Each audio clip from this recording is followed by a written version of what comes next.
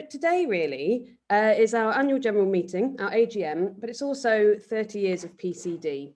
So we're going to talk a little bit about what's happened over the past few years, and what's happened this year as well. I'll just show you the agenda and I'll explain why it all might look a little bit odd. So we're going to talk about the past year. We're going to run through the financial side of things, which is a legal requirement for us. We're going to talk to you about our plans for the coming year ahead. We're going to re-elect the chair and, well, we're going to elect the chair and the treasurer and show you our committee. And we're going to announce the results of the bake-off competition, which I have to say I've seen and I'm incredibly impressed by. And then we'll finish at the end with about hopefully sort of 45 minutes of our Q&A session. Before I get started, I just wanted to introduce you to our really wonderful committee, because I am aware that you're only going to see this annoying presentation for the next sort of 20 minutes. So my name's Lucy, I'm the chair of PCD Support UK, and I've been here for I've been chair for a year now. Katie, I'll let you introduce yourself. Yeah, sure. So my name is Katie, and I am one of the communications officers for PCD Support UK, along with Charlotte, who unfortunately can't make it today. But if you ever get an email from comms at PCD Support UK, that's me, and I help do all of the social media, so Twitter, Facebook, Instagram kind of things. Brilliant. And Susie? Yes, found the right button. I'm Susie Shanks. I'm on the committee, and I'm also on the committee in Scotland. So I'm kind of trying to further the cause for PCD in Scotland. And I'm also, as a mother of a PCD child, looking into all things regarding children and PCD together with Nu. I don't know whether Nu is, yes, Nu is there as well. Thanks. Thanks, Susie. Idel? Hi there, I'm Edel Clough. I sit with Susie as well on the Scottish committee, as well as being part of the UK committee. I have PCD myself, and I tend to represent the adult patients for Scotland. Brilliant, thank you. And Gary and Myra? Hello. Oops. Oh, no, you're back on mute, Myra. Sorry. You sure? Am I on now? You're on now. Yes, sorry. I'm Myra. I'm the adult contact. I've been on the committee for quite a number of years now. I've got PCD, and this is Gary, my husband, who's also on the committee. Yep. Hi, Gary. I tend to look after the merchandise for the committee and send out t-shirts and goodies to anybody who wants one. So if you're running or raising money in any way for PCD, please let us know and we can get you some merchandise. Brilliant. Fairly shortly, we may be able to get you some new merchandise. Real fancy merchandise. Thanks, Gary. Thanks, Myra. Penham. Do we have Penham? We might not. I'm just in case. I'll move on. Nu. Hi, I'm Nu. I've been a member of I'm a trustee of the PCD charity, I think, for the last 8 years. I'm a mother to Kylie, who's got PCD, and I represent the pediatric side of PCD with Susie. Brilliant. Thank you so much. Penham, are you here? I can't see you in my list. I'll just move on to Abdullah. So I was going to say, last but not least, is Abdullah, our wonderful treasurer. Hi everyone, I'm the treasurer. I've been with the committee for about 2 years now, and the treasurer for a year. I have PCD myself, and that's pretty much it. Brilliant. Thanks, Abdullah. And Charlotte, our other comms officer, sends her apologies, and I'm sure she'll be able to watch this back. So that's the committee. Let's kick off. So you are at the right place. I just wanted to reassure anyone who's joining us a little bit late, who might look at this and think, oh, it all looks a bit odd. We've had, I guess, what the kids would call a glow up. We've had a bit of a facelift and a rebrand. And so you'll notice that actually we have a slightly different look and a different name. And I just wanted to give you some background to this. We spoke to quite a few of you over the past year about having PCD, about lives with PCD.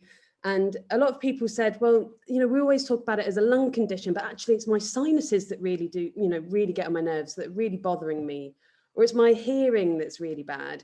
And so when we were thinking about how we sort of refresh our look, we actually thought about what our brand looks like and you know what joins us together as a PCD community. And a huge part of that for everyone, the thing that we all have in common, whether it's your ears that get on your nerves the most or your chest that gets on your nerves the most, the thing that we all have in common is something wrong with our cilia. And so that's what our logo represents here.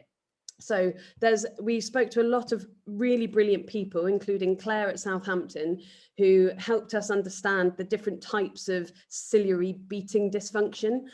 And these are some of the common ones that are represented in our logo here. So the blue line is uncoordinated cilia. The coral line is static cilia. And the yellow line is rotating cilia. And these are sort of artistic interpretations of some of the dysfunctional cilia patterns. And you'll also notice that we've got a slightly different name. So we are 30 now, we've been around for a while. And when this started, this was a small group. And I know that I think Alex Polak will be joining us at some point. He may have the login now. And Carol started this group, his mum, and it was called the PCD, or Primary Ciliary Dyskinesia Family Support Group. But over the years, we recognised that maybe we needed a shorter name, a snappier name, and a name that really represents us as an inclusive community for individuals with PCD, young and old, no matter who you are, that you are part of our kind of bubble. And so we spoke to a lot of people, and the committee decided unanimously that we would rename as PCD Support UK. And that's now official. It's on the Register of Charities, on the Charity Commission.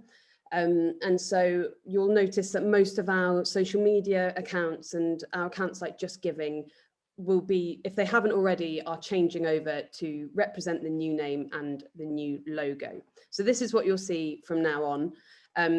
Of course, you may remember the infinity lungs, which is the old logo here. This is a very beloved logo for many. I know Ewan has a tattoo of it on his arm. So I think we're all going to have to chip in and get him another tattoo at this rate so that he can have a bit of consistency. And today is really a kind of recognition as well of how much has been achieved in these 30 years. And there are two people that can speak much better to this, which is Fiona and Carol, who have been around much longer. But some of the photos that I've got on the screen here do just show how many people have gathered together over the years to celebrate and learn about PCD. I had a bit of a shocker last night because I was going through our archive and I actually found my parents went to one PCD event from West Wales to Milton Keynes in 1998, and they're in the right corner there, and I couldn't believe it. But yeah, it really has been going for a long time, and we've gone from being a small gathering of people to a small gathering of people with a fully funded NHS service in England for adults and children. And we will get there, I hope, for the other UK nations. But a lot has been achieved in that time. And so our new look is a kind of celebration and an opening of the next chapter in the next 30 years ahead, I hope. But our mission stays the same. Our values are the same. We're still here to provide support to patients with PCD and their carers and the people around them. We're still here to bring PCD to the attention of the doctors and the medical community, and to make sure that there's an up-to-date information service for them and for the public. And part of that is we will be launching a new website in a few weeks' time. It's being built at the moment. We've had a lot of help from our former chair, Fiona. She's really project managing this and doing a really great job to make sure that we get that new website up and running soon. And that will be a continuation of the information that we provide at the moment, with a few sort of upgrades and perks, including some stuff on research that I'll talk about later. We promote research to aid diagnosis and treatment of patients with PCD, and that is becoming increasingly important and is something that we will continue doing with a huge amount of passion and drive. And we work with the NHS and other organisations to make sure that all of us have the best access to diagnostic services and ongoing care. And this is really at the core of what we're here to do. And we really believe in these values and this mission. And so you are part of that, and you need to tell us your feedback to all of these things, because it's the only way that we can make sure we get these values across the line. And we do a lot of things to support you. So you might have had emails with me before. I am notoriously dreadful at emails, so do feel free to send follow-ups if you don't hear from me now and then. But we do our best to keep in touch with you. We have our website. We send out e-newsletters, which you can sign up to on our website. We've got lots of social media. So Katie runs this. She does an amazing job. We're on LinkedIn, Twitter, Facebook, Instagram, you name it. We've not made it to TikTok yet, but if there's any budding TikTok people out there, do drop me a line.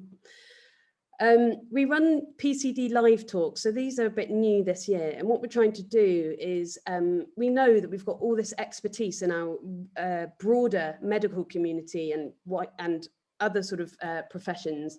And so we're trying to get talks brought to you, to your computer screen, where you can ask questions and learn about new topics that impact you with PCD.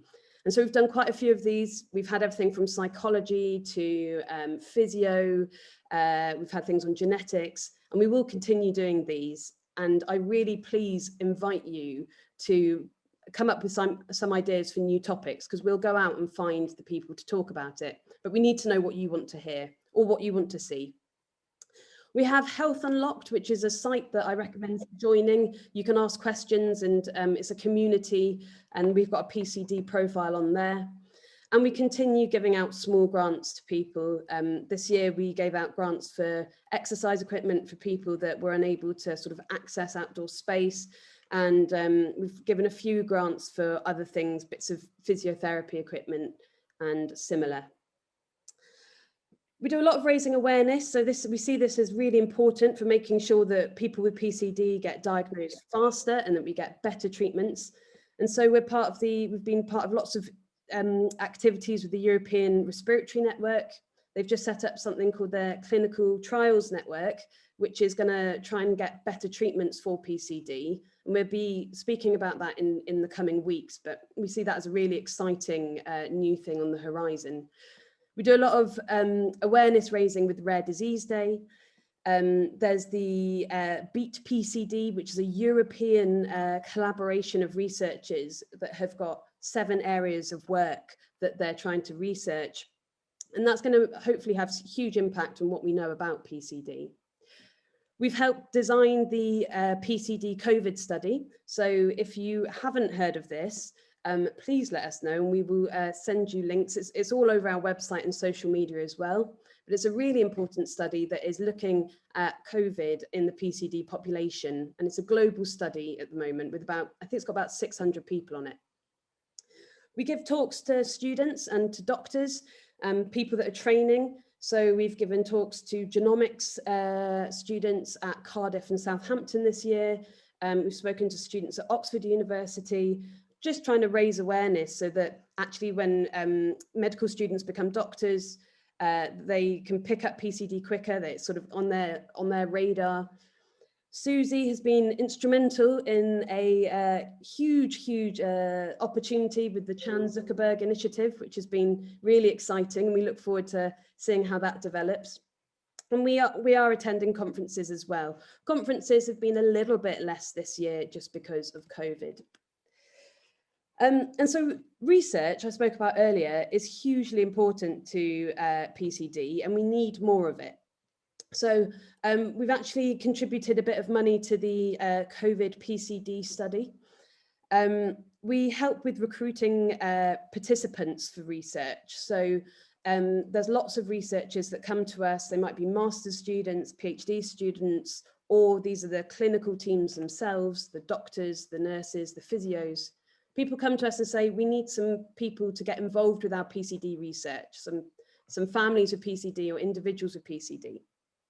And so we help recruit people for that. You'll often see that we advertise this on our social media. When we get our new website, we're going to have a specific section where you can go onto it and look at what studies are recruiting for patients with PCD. And that will help you keep involved in research. And really, if we want better treatments and we want to progress the understanding of PCD so that the outcomes are, as best as they can be, we need people to be involved. So that's just a little plug if you've not been involved in research before. It's quite exciting, it's quite interesting, and definitely recommend it. We also sponsor people to attend conferences. We've got Fiona, who represents us with the 100,000 Genomes project that some of you may have taken part in before. And we review research applications to give the sort of PCD perspective, the patient perspective, when the medical teams are applying for research. We also work with the NHS and other organisations. So we've got the PCD Diagnostic Service, which is a UK service that's delivered through our 4 specialist centres, which you can see on our snazzy little map that we've had illustrated here. We have the Paediatric Management Service, which is at the 4 centres, and there's a new adult management service. And so if you're not seen, if you live in England and you're not seen by one of the specialist hospitals in England that are on this map here, so that's Leeds, we've got Central England, so that's based at Leicester, got Southampton and the Royal Brompton at London. If you're not seen by any of these, do let us know and we'll try and give you information about how you can be seen under the adult management service. It's new, it's making a huge change and huge impact to the way we're receiving treatment. We're still supporting the Scottish services and Adele and Susie do an amazing job with that. So huge thank you to them. They've done a lot this year on that front. We're supporting the Brompton merger with Guy's St Thomas's, and you may have heard about that. That's going to take place over a few years, so don't panic if you haven't. We're supporting Genomics Partnerships Wales to try and get better sort of care in Wales as well. And the NHS specialised services, over the duration of COVID, we've been supporting some of the commissioners with making sure that there's appropriate information for people with PCD during the pandemic to help them sort of manage. So some of you might have received things like home spirometry. The NHS specialised services, the commissioners have been really, really helpful on that front. So we're very grateful to them as well. Right, I'm going to pause for some air right now and hand over to the lovely Abdullah, who's going to talk us through some of the financial sides and of the charity this year. So Abdullah, are you alive here? Yeah, still here. I know we were talking earlier. He's more of a evening man, Abdullah, but good, you're here. Let me just see. Fantastic. Great. I'll let you kick off then. Okay. Hi, everyone. As I mentioned before, my name is Abdullah, I'm the treasurer. Just to start off with, we're going to talk a little bit about fundraising that's happened in the last year. Firstly, let me just thank everybody in the PCD community for everybody that's fundraised or donated to the charity. That's fundraising is what keeps our charity going, and it's quite important. These here are just a few of the big fundraisers that we had this year. So Paula, Lucy, Karen, Fiona for her birthday raised quite a bit. And again, just a thank you to everyone who's fundraised this year. Moving on to our financials.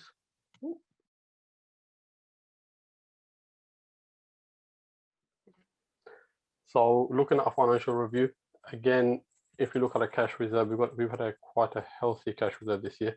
And these are quite helpful when we don't have money coming in or when our income is lower than our expenditure.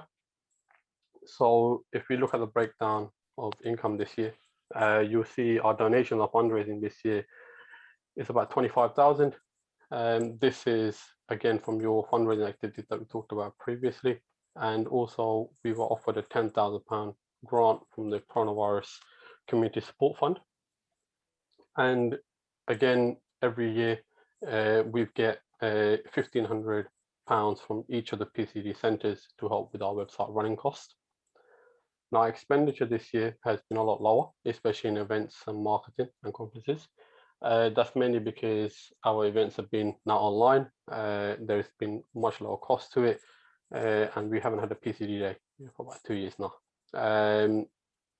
Secondly, it is to do with our research and grants. So as Lucy spoke about earlier, the COVID and PCD study, we gave money towards that, and also the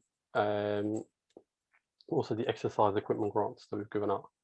And finally, the support costs. So in total, it's about 10 grand of our expenditure. Now comparing this to 2019, so as you can tell that we've had quite a big increase in our cash reserve. And if you look at a comparison between 2020 and 2019, there is a massive difference, mainly due to that 10 grand lottery grant that we received, and also the NHS grants that we get. The 2019 fees, which were unpaid from previous years, were also paid in 2020. And again, our expenditure for 2019 was quite high because we did have a face-to-face PCD day. And just to talk about expenditure for next year, our expenditure next year will be higher due to our rebrand and also the website costs. And that's everything from me. Pass back on to Lucy. Brilliant. Thank you so much, Abdullah. Yeah, next year we have definitely keep fundraising, please, everybody. I know it looks nice and healthy at the moment, but we've got lots of plans to keep helping people. It's really important. So just before I move on and talk about next year's plans, I just want to say a huge thank you to a lovely family of people who we've been in touch with recently. So this is the family of George Brown. And George, you can see him in this picture here with his lovely granddaughters, Clover and Jemima. And Clover has got PCD, she's 14 now. And sadly, George passed away 2 years ago this week, but he left us a gift in his will. And this is going to make a huge difference to hopefully the research that is going on in PCD. And the family have discussed sort of what this hopefully will go towards, and we're hoping that we'll go towards research in pediatrics, and hopefully to allow people to get faster diagnosis or something in pediatric research. And so we just wanted to say thank you to the family and just have a little tribute here to George for his generosity, because it really is a very kind thing to have done. It's going to make an amazing difference, and we will keep everyone up to date with what happens there. So the family are going to work with PCD Support UK in the next couple of months to make sure that that gift goes to the most appropriate research that has the biggest impact for PCD. So thanks ever so much to Ali and Philippa and everyone in the family.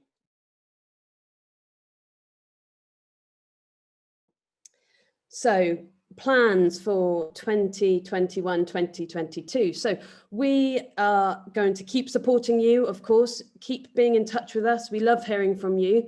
We genuinely love hearing from you. And I tell you something, we do this as volunteers, so none of us get paid for doing this.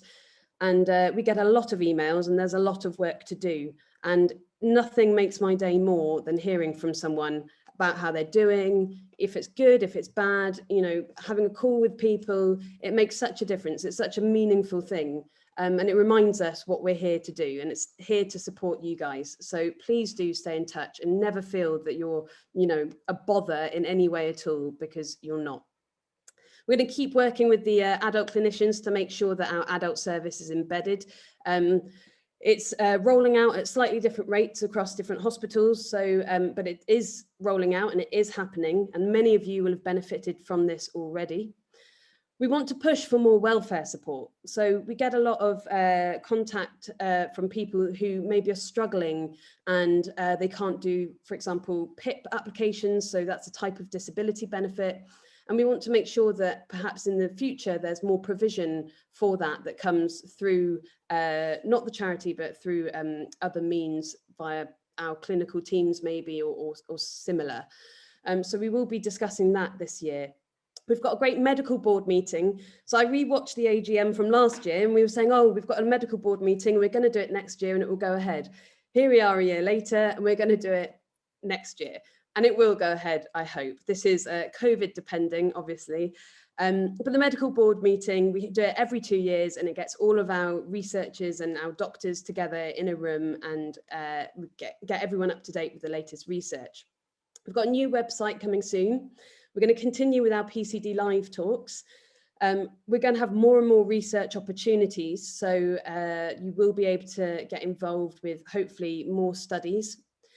And the bit I'm really excited to talk about, because I realise that nothing's more boring than a 23-slide presentation for children, is an online kids camp. So I've been speaking with some people at a charity called Over the Wall, and they run children's camps for people with chronic health conditions and disabilities, for children with those.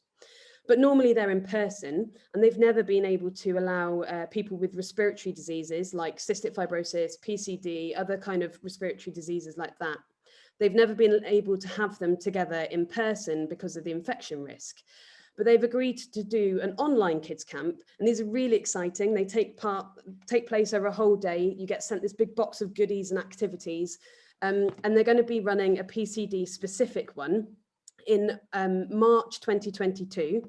The applications for this will open in October and we will promote this very heavily, so don't worry about it now. But I just want to reassure all the young people out there, so this is up to the age of 17 or 18, all of those young people out there that feel a little bit like they don't know other people with PCD or they've never met people with PCD.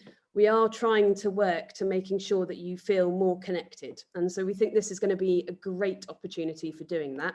So watch this space and we'll tell you more about it in the coming months.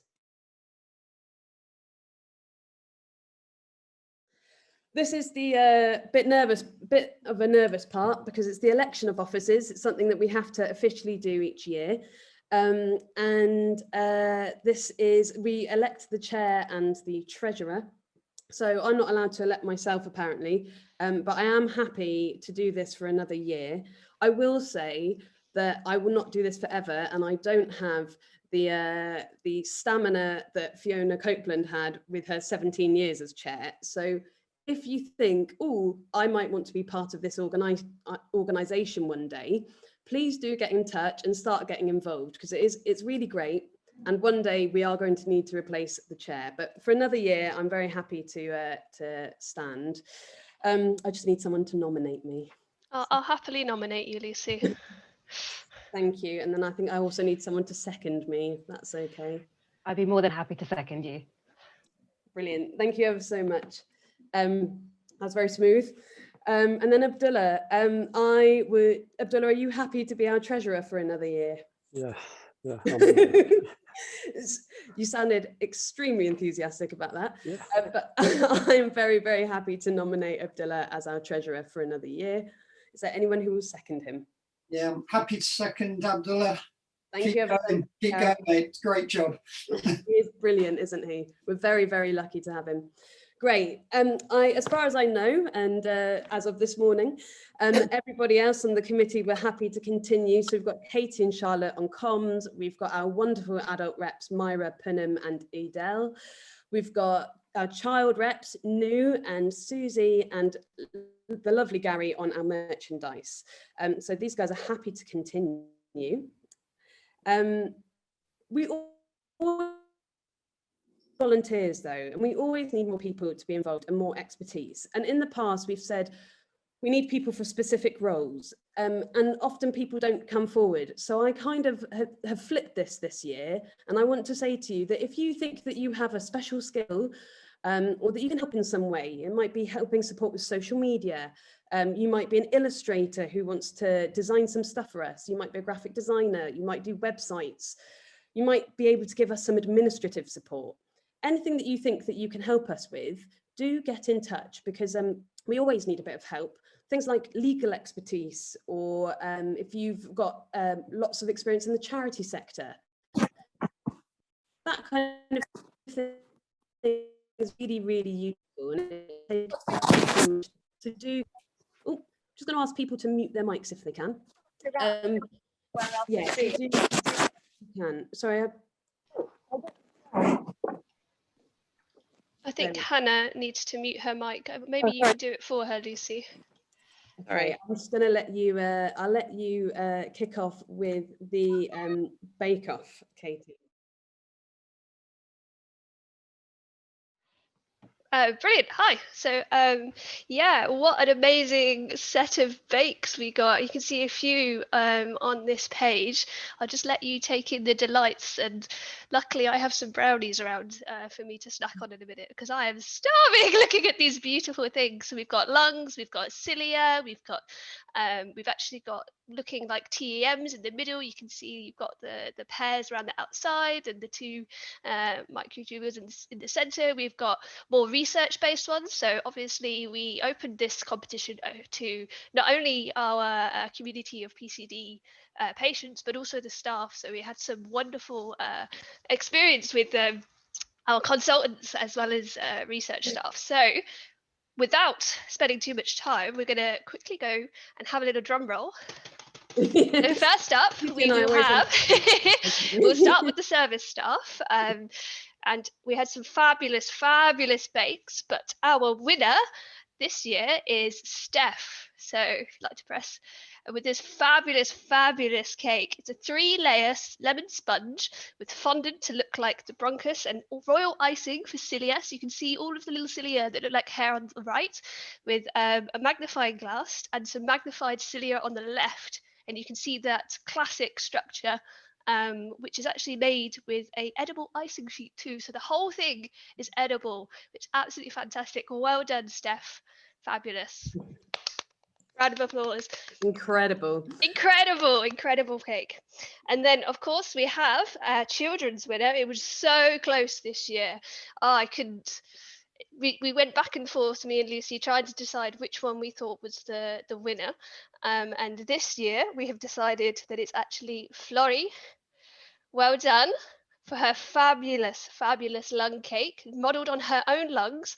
And if you play the video there, please, Lucy, you hopefully will see that she is clearing her lungs with extra tubing with loads of glitter to help clear her lungs like you would with your physio. It's an absolutely fantastic idea. Well done, so much fabulous work. So back to you, Lucy.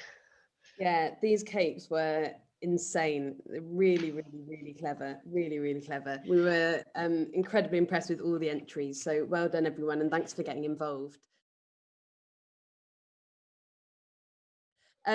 It's the bit that you've been waiting for now. So it's we're going to just move to the Q&A. But as I just wanted to reiterate to everyone on this call today, please keep in touch. You're welcome to contact us anytime. We're here for you, and you're never a bother. So please, please do stay in touch and let us know what you think of the new look and the new name as well.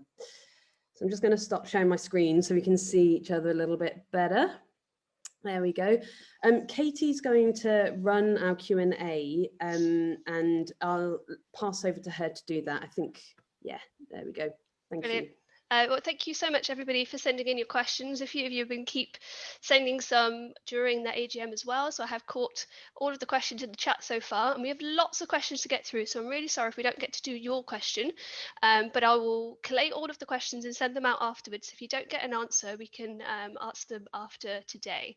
So before we get started, thank you so much to our expert panel for giving up their Saturday morning. We are super appreciative of your time. And I would like to ask you all just to introduce yourselves, tell us what you do in terms of PCD and where you are based. So shall we start with Stevie? Are you there? Hi, everyone. So I'm Stevie. I'm the adult PCD specialist physio at the Royal Brompton. Fabulous. And Amelia, are you on the call?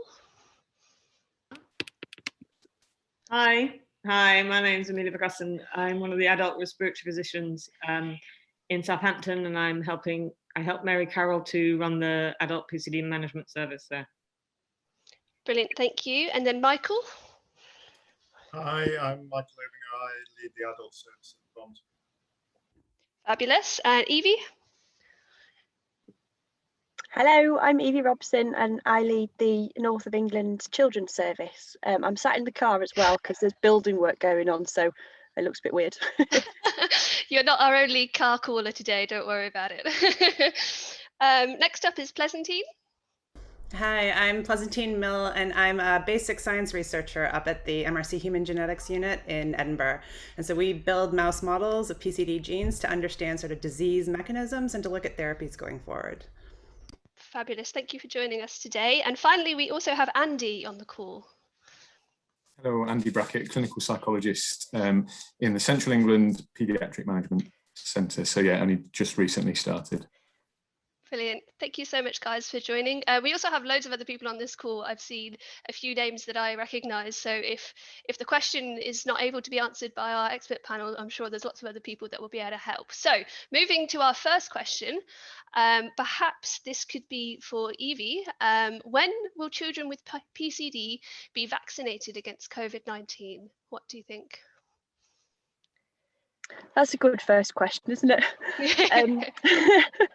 So there's a couple of things. So the first is that there's a regulatory authority called Medicines and Healthcare Products Regulatory Agency, so the MHRA, and they have approved the use of the vaccine for age 12 to 15. It's not priority group specific at all. But it then has to go through a UK committee called the Joint Committee on Vaccinations and Immunisations. So that's the JCVI, which is a committee of UK experts to kind of weigh up the risks and benefits of giving it to children, basically. The difficulty is it was the MHRA approved it for the Pfizer vaccine based on about 2,000 kind of adolescents in the US, which actually is quite small numbers, but the US are giving it to children. We know quite a lot about COVID now, and we know that the vast majority of children, regardless of your background, condition, whatever, have very mild symptoms if they have COVID, if not totally asymptomatic. We know lots of families with who children have PCD, and the whole family have had it. They've not been tested because they've been asymptomatic, and you think they've had it, but they've just not known it. So I think in general it really has to be weighed up, and I think we'll probably hear a bit more over the next couple of weeks from the JCVI as to where we feel we're going to go in the UK, whether it is something we're going to be able to do in the shorter term to start, or actually do we need to wait longer, mainly because the risk of disease, COVID disease, is so little for children, and we don't know an immense amount about the vaccine for children. And then I guess on the other side, globally, there aren't a tremendous amount of vaccines, and there's a bit of an ethical kind of moral situation as to, do we vaccinate children in the UK knowing that children are extremely low risk, or actually should the vaccines go to adults, the older people in developing countries who really need it? So we're not there yet, basically. That was a long-winded answer, and I don't know whether or not children with PCD will be a priority group. I mean, currently, the priority group's probably going to be children with significant neurodisability and things. But I think we just watch and wait. But definitely keep in touch, because as soon as we know things, we'll let you know as well. Brilliant. Thank you very much, Evie. I'm sure a lot of people were trying to find out the answer to that question. Our next question, I think I'll direct this at Amelia. What is home spirometry, and how can I access this resource? Hi. Right, another good question. So home spirometry, essentially, so for any of you who've been to a hospital clinic, you will remember that you've been asked to blow into the tube until you kind of run out of puff. And what we're doing there is we're measuring your spirometry. And it's a way that we can gain some information on how your lungs are doing. And during the COVID outbreak, obviously we ran into the problem that we weren't being able to see people face to face so easily. So we thought we have to have a way of trying to monitor people's health at home, and also, I think even more importantly, to give people the tools to monitor their own health. So the home spirometers are basically these little gadgets that a lot of centres have started sending out to their patients that allow people to measure their own lung function. Okay, and I think it's helpful for us because we all love data points and numbers to help us work out what's going on with people. But I think the really important thing is that spirometry is part of the toolkit that people have at home to better understand their own health and better understand changes in their own health. I think one of the things that for people with not only PCD, but other causes of bronchiectasis, which is the kind of underlying lung changes that you get in PCD, one of the difficult things can be working out what's my chronic symptoms and what's an acute infection. Okay, and spirometry can sometimes help people differentiate between the two, because you get to know what your normal what you might say your baseline lung function is, and then if you start to feel unwell, you can check your lung function. If it's dropped, then that can be a marker of an infection. Brilliant. I think that's a great answer. Thank you very much. I actually have one here in a minute. I'll dig it out and I can show you, so whoever answers that question can have a little look at what they look like. Following on from that question, perhaps Michael will help us out with this one. In terms of your spirometry, you have all these numbers that are like FEV1s and FVCs and all sorts of things like that. What do they mean? What's a normal function? How do you know? So thanks for the question. They're essentially just measures of what you can do with your lungs. So the FEV1 is the amount that you can blow out in a second, which is measured in litres, and that's where you're told to blow out as fast as possible. And the FVC is the total amount that you can blow out. So they're two measures, and taken together, they give you a measure of essentially how your lungs are functioning. Now, what's normal is very dependent on other variables. So it's dependent on your height, it's dependent on your age. And so often the spirometers that you have, you'll have to plug all that information in, and then it will calculate the value that you're meant to get, or what would be normal, based on your age and based on your height, and it will give you a percentage.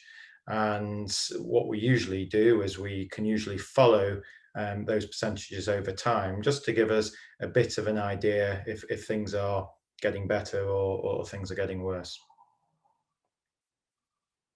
Thank you very much. And I found my home spirometer. So it's very small for those that are interested. And you can see this bit comes out and you can clean this section, and there's batteries go in here, and it just links up to an app on my phone, and then I can forward my results to my respiratory team. So they're really handy. I love it.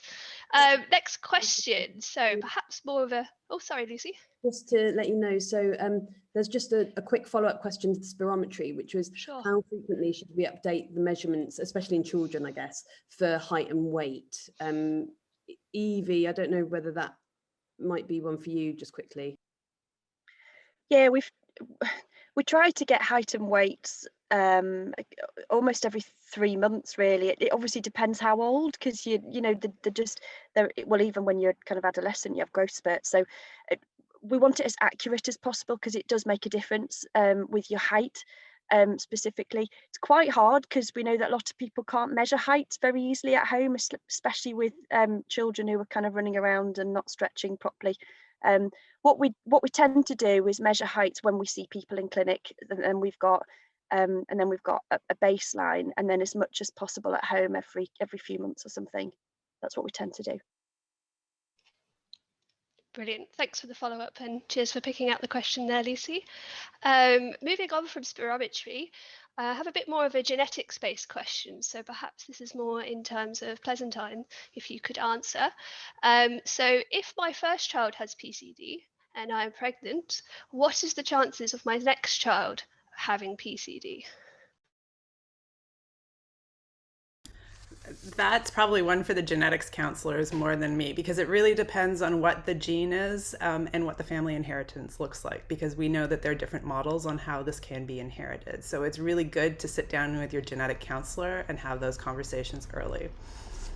Yeah, it's a pretty difficult one, isn't it? Because there's many different genes that cause PCD. So PCD, I tend to call an umbrella term. There's quite a lot of research and loads of different types of PCD. That's why our logo has all of those different cilia beating patterns. So, Lucy? I was going to say, are there any other brave clinicians on this call? He would like to answer, yeah.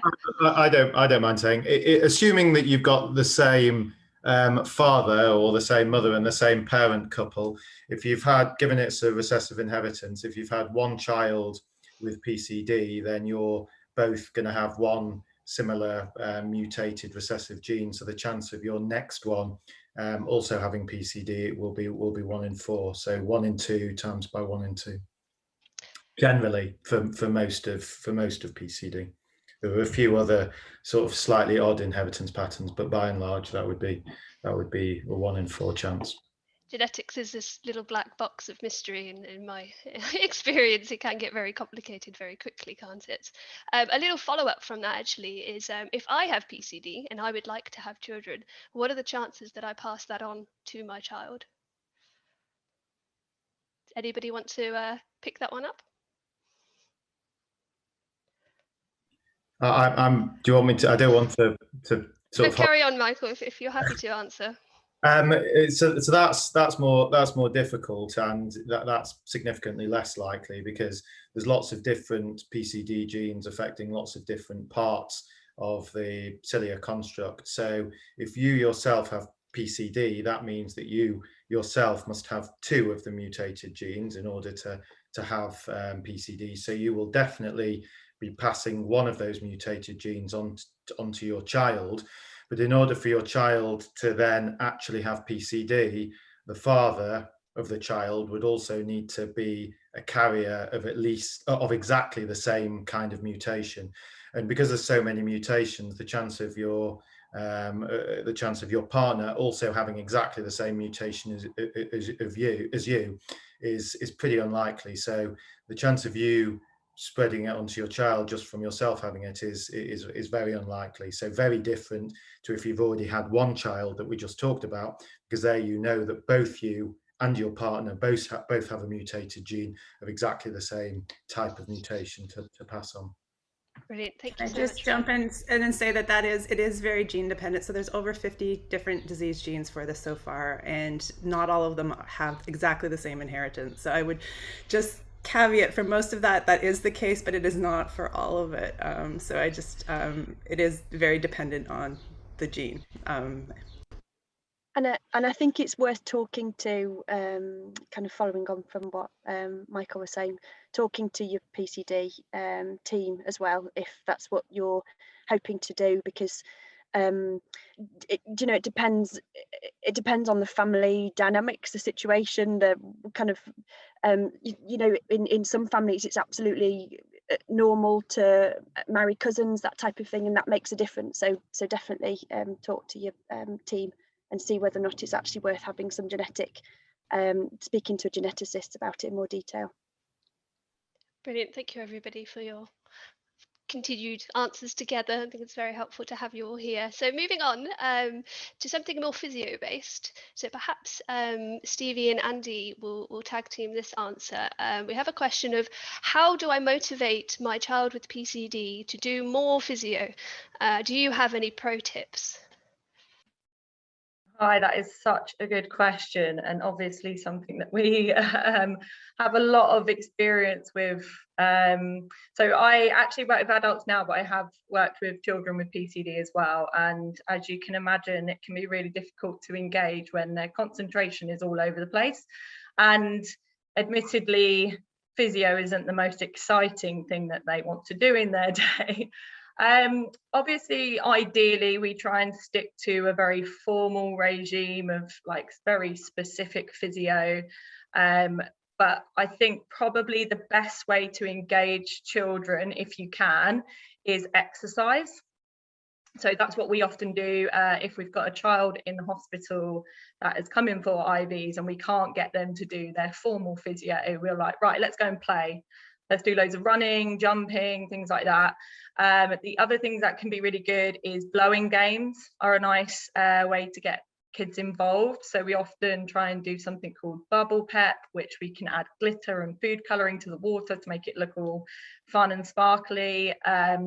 Blow football, blow painting, lots of different ideas. Obviously, the formal regime that we've prescribed is what we would call our optimal, but sometimes when you're struggling to engage children, I think anything is better than nothing, but exercise is a really, really good way to do that. It's best to speak to your physio who is under your service, just to give you, they can probably give you some handouts of how to try and engage. But we often see that kids kind of go through different phases of being really engaged and then not, especially when they get to their kind of teenage years, they don't really want to know. And then sometimes the smaller kids, just because their concentration levels are all over the place. Sometimes we do have to use a bit of bribery, but obviously that's not something that we want to use all the time, and definitely just for small little things that they can do. Or sometimes tick charts are really good, just so they've got a bit of feedback. We use stickers and things like that. But yeah, it is a really difficult thing, and it's just finding different ways that your child might like to do things. Sometimes getting their siblings involved as well, even if they don't have PCD, is a good way to do it. So making it a bit more competitive. Yeah, huff tubes with a bit of cotton wool in, trying to hit targets, things like that. There's loads of different ways to do it. Probably find a load of things on Pinterest about blowing games, to be honest. Brilliant, thank you, Stevie. Andy, do you have anything to add? Yeah, so I'm new to PCD, so I'm glad Stevie went first to give lots of kind of physio-specific ones. I think thinking from a psychological perspective, I guess guiding principles for me are thinking about, for yourself, what changes your kind of motivation for doing things that maybe aren't the most fun to do, things that you wouldn't necessarily want to do. So thinking about kind of exercising or changing kind of lifestyle habits, what kind of things help you with that? And some principles might be when you kind of recognize the importance of doing it and it makes sense why you need to do it, when there's some sort of reward or incentive for it, when people kind of connect maybe and empathize with the hassle of it. So I talked a lot to parents of, they can often get into kind of a battle with a child about needing to do it, and it can end up feeling a little bit like they're hassling their young person to do it. And actually it's really important to connect with the fed up kind of feelings and the hassle of it first, while still emphasizing the importance of it. So making sure to connect with the feeling first and normalize that feeling. Building on what kind of Stevie said, I think the recognizing kind of what developmental stage your young person's at as well. So different things are useful at different stages. So for the much younger ones, I guess children learn a lot from kind of what's modeled to them from people around them and from important adults in their life. So just thinking about if there's ways that you can demonstrate what needs to be done, if there's yeah, almost that you can both kind of partake in some of the physio together. I think when kids get a bit older, it's less about what parents are modeling to them, probably much more about peers. So again, if there's ways of kind of seeing, connecting with other young people who have to go through similar things or watching things on YouTube together. But yeah, I think it's the $1 million question, isn't it? How do you get people to do things that they don't really want to do? There's some things that can be helpful in boosting that kind of motivation, but at the end of the day, it is very difficult. And for all of us, I think, in whatever area of life, it's hard to do those things that we don't want to do. There's a really great resource actually that I'll send over to you guys that maybe you can disseminate from NHS Scotland, but just talking about kind of treatment adherence issues and how to support young people with them. So yeah, I'll send that over. Please do. Yeah, so. I think it's good to note that, like you said, trying to get them to connect with peers. So I often try and signpost even my adults to PCD support group, because I think it can be a very lonely condition, and trying to do it all and think nobody else I know has to do any of this stuff is a real big impact on people's adherence. So it's really important to just make sure that they're connecting with people that might understand a bit more about what they're going through. Also, personal anecdote is me and my partner looked at my regime and looked at the best way to save time. So my most annoying part of my physio is waiting for the kettle to cool down, ready to do my sinus rinses. And so we're both scientists by trade. So we're like, okay, how do we cool down as quickly as possible? So I put it in a cocktail shaker that's metal, and then I put it in a bath of cold water so that the heat can dissipate as quickly as possible. And that takes about 7.5 minutes to the dot, which is exactly the same time as my nebulizer takes. So I can sit and do my nebulizer and not think about it, and then that will be cool, perfect timing. So thinking about ways to time save, I think, would be really helpful. I did the same thing the other day because I had a load of hay fever, so I did my own sinus rinse and I put it in a bowl of water to cool it down. Exactly. It's a great idea. Katie, can I just mention one more thing? Sorry. Sure, go ahead. So it's just, I guess sometimes, especially because parents are often having to do a level of kind of nagging for their young person to be doing the things. Sometimes getting people on board outside of the family to kind of reinforce as well is really important. So sometimes we set up with schools a bit of a school home diary, so that if there's successes kind of at home, that school can kind of praise that and reinforce it. But sometimes it can work with kind of grandparents or family friends as well, just so that it's coming from some other voices as well. Yeah, and we've definitely been out and trained like child support workers and carers and stuff like that to get involved as well if that's required. Brilliant, thank you so much for your answers, guys. Do you have something, Lucy? You look like you want to say something. I know that Beryl's got her hand up, and so maybe. Oh, has she? Yeah, would you like to answer your question? Beryl. Are you there, Hello, Beryl? hello, can you hear me? Can you hear me? Yes. Yes, okay, lovely. I'm a paediatrician in Luton with a lot of PCD patients, and we do an outreach with the Brompton. We've recently, with our local physiotherapists, really done a big focus on sporting activities and personal choices about what people like to do, and building a lot of online things, which I think actually has been enhanced during COVID, because there's lots of people, lots of us doing stuff on YouTube or TikTok or something like that, and really trying to engage the young people in incorporating things that they enjoy doing that will help their lung clearance. And that's been quite refreshing, actually, because sometimes as paediatricians and teams, we get quite, it's wearing when you're trying to make sure you're not nagging, but also motivating people. So just a thought from our group. So just to chip in on this, Stevie said something excellent to me the other day, which was the best kind of physio is the one that you do. And so, and I think finding what works for you and maybe having a bit of variety as well is definitely helpful in getting through some of the.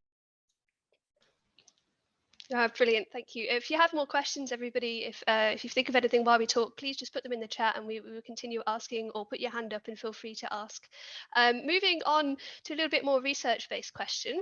We had a question submitted earlier that says, what is the research or discussion around finding a cure for PCD?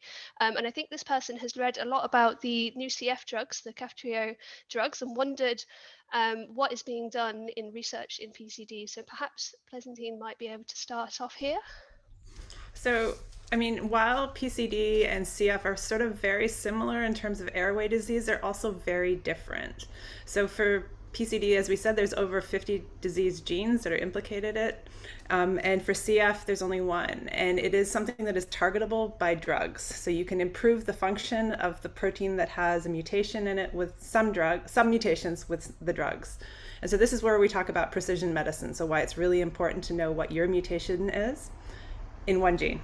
For PCD, it's much more complicated, right? And not all of the genes do exactly the same thing. Some of them are bits that are involved in making cilia move. Some of them are involved in making those motors that let cilia move.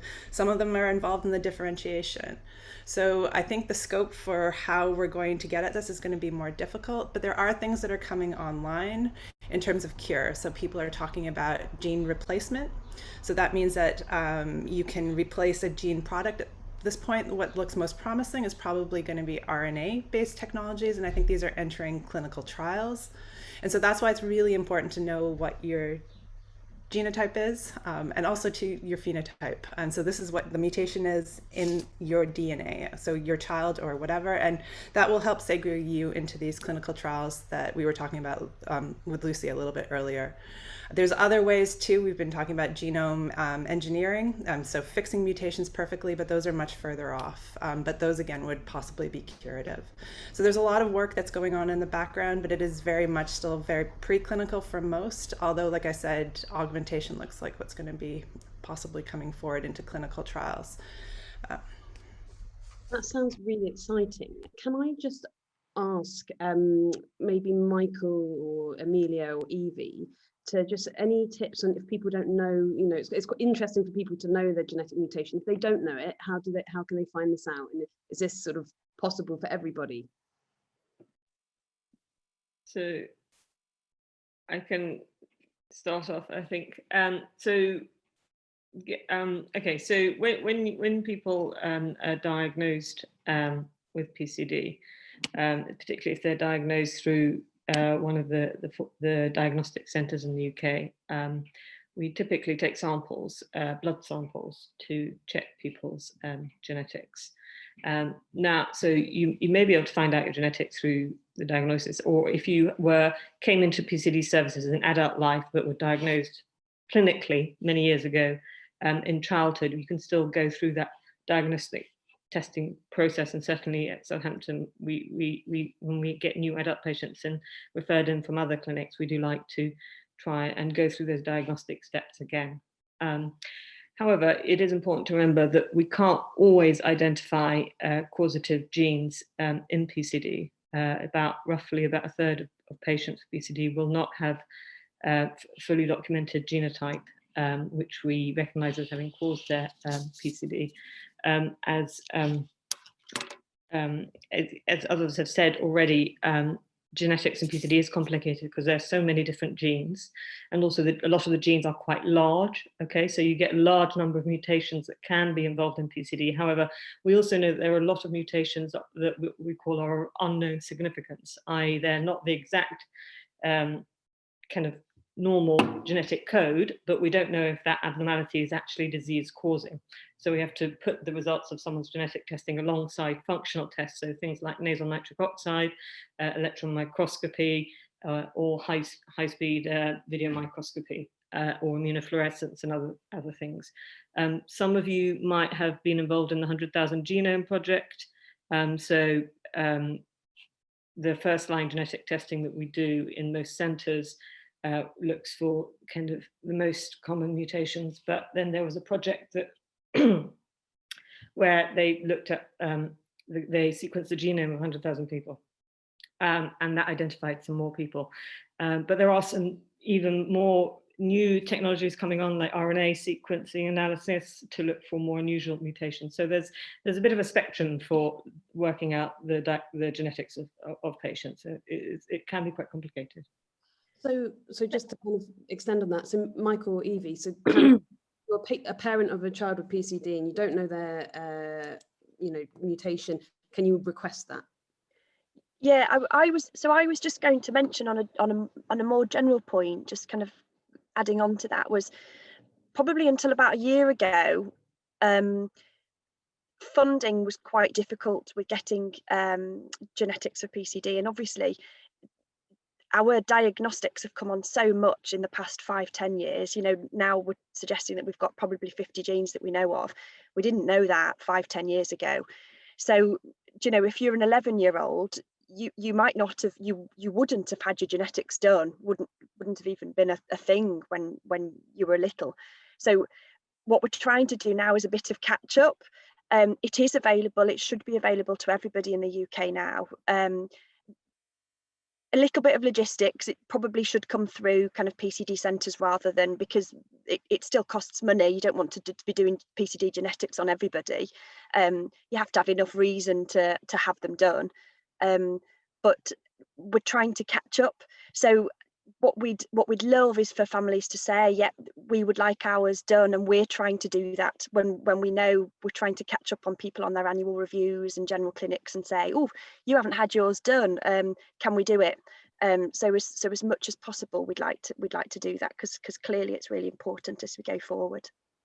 So that's great, and definitely then encouraging to get people to sort of ask if you don't know already. Pleasantine. Can I just jump in and say that the other thing, it's not just about cures and treatments coming forward, but it can make a difference to your care too, and knowing what your genotype or your child's genotype is, because we know that different disease genes have slightly different ways they manifest in terms of where they're expressed in your body, which tissues will be affected, but also possibly how severe your disease presents itself.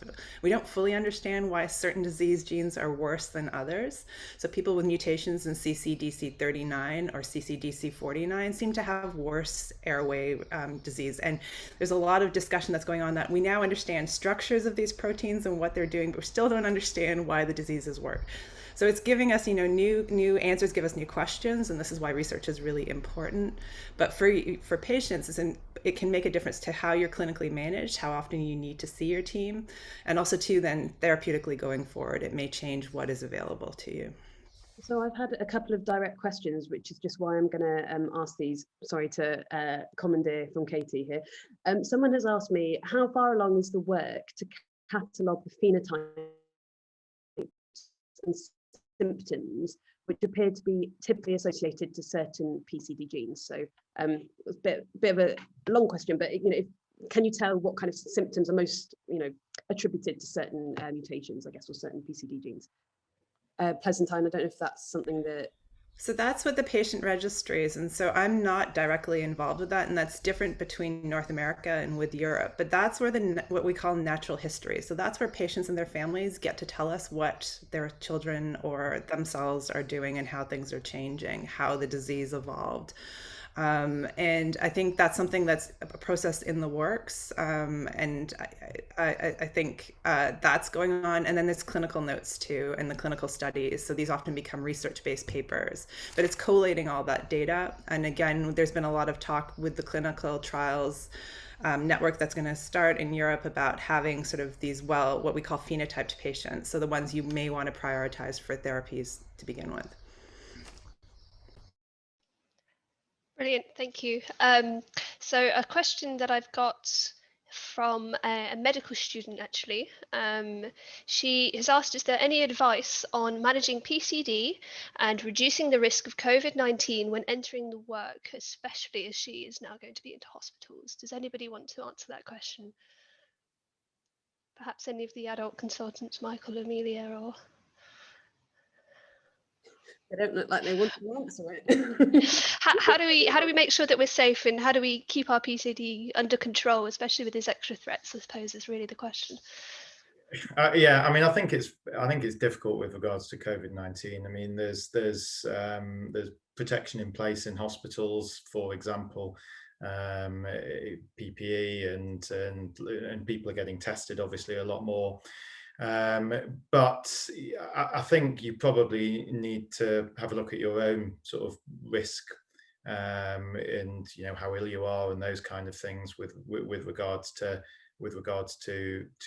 what you do. I mean, we've had lots of doctors who do have other complaints that in the first wave were decided that they wouldn't go and see patients, etc. But now there's a lot more testing, there's a lot more understanding, there's a lot more PPE, etc. Than actually they are doing that. So I find it a difficult question, because I don't think there are any very specific protection with regards to COVID-19 compared to other people.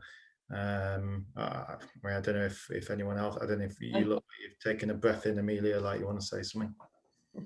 Well, what I was going to say, one of the most important things that you can do, and that's not only if you're going into hospital, but anyone with PCD, is to make sure that you're being vaccinated, and that's really, really important. And I know there have been some concerns about getting the vaccine, and if anyone has any questions about kind of anxieties around the vaccine, then I think it'd be important maybe to take this opportunity to address them now.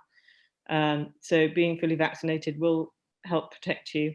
And then, I mean, look, in hospitals nowadays, we are taking lots of measures, and they're kind of fairly standard measures, like social distancing, wearing masks, I mean, certainly at Southampton, so for example, when we see our PCD patients, we wear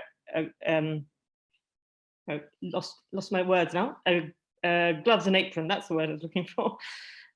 So you take sensible precautions, and also you keep going with your regular treatments. So do your physio, do your nebulizers, do all your regular treatments. So try and keep yourself as healthy as possible, and that will stand you in good stead. Just to add something onto this, maybe from the patient perspective, I think there's lots of big milestones, I guess, as someone with PCD. You know, children going to school is a big jump, you know, from sort of being at home to going to school, children going up to secondary school and taking more control of their care independently. But also going from like university to work is a big jump. And I think that's something that a lot of us on this call have experienced. And from personal experience, it takes a little bit of experimenting with to get right. So I think knowing that you can have certain adjustments. So if you're doing IVs or you need to do physiotherapy while you're at work, you can ask to, you know, if a room to be made available, you can ask to have hours adjusted. Things like that can be really, really helpful to know. And I think in terms of job types, I started out in the education sector and was working in massive schools and was getting lots of infections, and actually decided that it wasn't really, for me, it became not that worth it to be having infections all the time. So you kind of, I think with a bit of practicing and experimenting, you get a sense of what works for you professionally, and how you can build that around, you know, your daily treatments and stuff.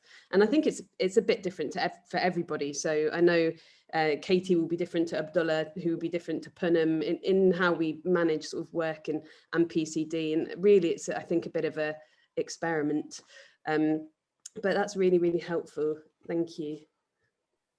I don't know whether I'm speaking out of line being with children's team as well, but just to promote the adult teams as well, really, you know, the paediatric nurse specialists do a lot of work with schools and trying to educate them as well if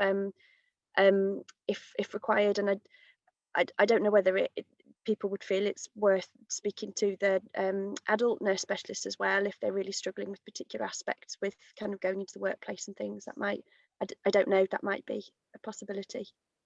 It's absolutely why we'd like to push for more kind of holistic kind of welfare support as well in the coming years for PCD, both adults and children. I think it's a really important part of just managing this as a whole thing. So, and if you have to do physio while you're at work, you can always have a conversation with your physio about how you can make that a bit more discreet, or different types of physio that you might be able to try in order to do that at work that work quite nicely. Because we do have ways that we can try and help you with that, or help finding ways to fit it into your day. Brilliant. Thank you, everybody, for your responses. I think we've only got time for one more question, so I'm actually going to cheat and put about 3 into one. I hope you won't mind. It's actually about Pseudomonas, but the question was about Pseudomonas and bronchiectasis in later life, and also about the treatments and Cipro and things like that. So could somebody start off by explaining what bronchiectasis is, what Pseudomonas is, and how we treat it, and perhaps Pleasantine could then talk about if there's any research going into biofilms and things like that afterwards. So would anybody like to talk about bronchiectasis to start? I'm quite happy to start. So bronchiectasis is essentially irreversible dilatation of your airways within your lungs, and it's a diagnosis which is found on a CT scan. And that's essentially how it's defined, and it manifests clinically with cough, sputum production, and infections. Now, PCD is one of the causes of bronchiectasis, so it's the underlying cause of causing this dilatation and damage to the airways of your lungs. But there's lots of other causes as well. Cystic fibrosis is something which has been mentioned. That's another cause, but there's also other non-genetic causes, such as inflammatory conditions like allergies to fungus and a variety of different things.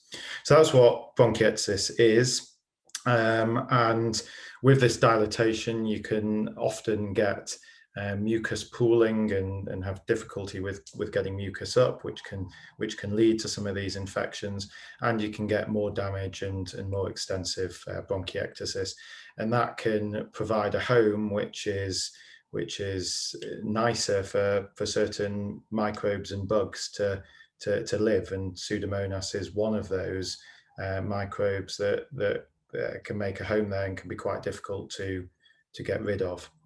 So I think that's a start. Katie, did you want me to carry on with regards to Pseudomonas treatment, or do you want to pass on to somebody else? I don't want to hog the microphone. No, I think if you're happy to keep hogging. Everybody's quite enjoying listening. So with regards to Pseudomonas, most studies with Pseudomonas have been in bronchiectasis as a whole, as opposed to specifically with PCD. Originally, the studies were done in cystic fibrosis, where it was shown that patients with Pseudomonas and cystic fibrosis have a worse longitudinal course, so that they generally do worse, and also that if you can get rid of Pseudomonas in a cystic fibrosis child, then you can improve them and you can stop the deterioration. Now, that hasn't been found as much outside of cystic fibrosis. So in other causes of bronchiectasis, what we do know is that if you have Pseudomonas, that's associated with various things. So it can be associated with a worse quality of life, with more infections, with an increased mortality.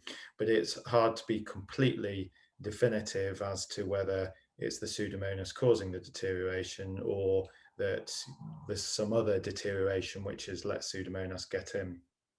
Nevertheless, because of that, the guidelines, both the European guidelines for bronchiectasis, this is not for PCD, the European guidelines and the British guidelines have suggested that when you get Pseudomonas for the first time, it's pragmatic to try and get rid of it. And trying to get rid of it to begin with is normally a course of ciprofloxacin, so normally 2 weeks of ciprofloxacin, although there's not complete standardization here, so different centers may do different things depending on their experience. But we would use ciprofloxacin for 2 weeks, and then we would test it again.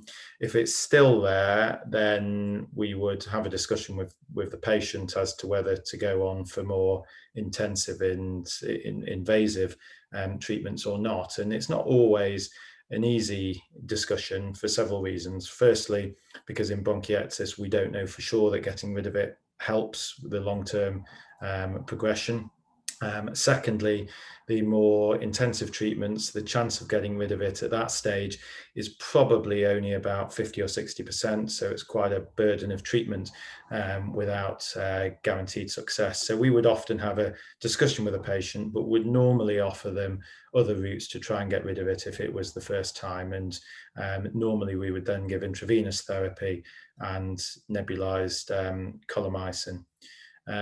Interestingly, when we looked at our population of 150, I think, PCD patients longitudinally, we didn't find Pseudomonas as an independent marker of worsened progression and lung function loss, etc., that we had done in previous bronchiectasis cohorts. Now, that's just one centre and small number of patients. I wouldn't take too much from that, but that tends to be what we do.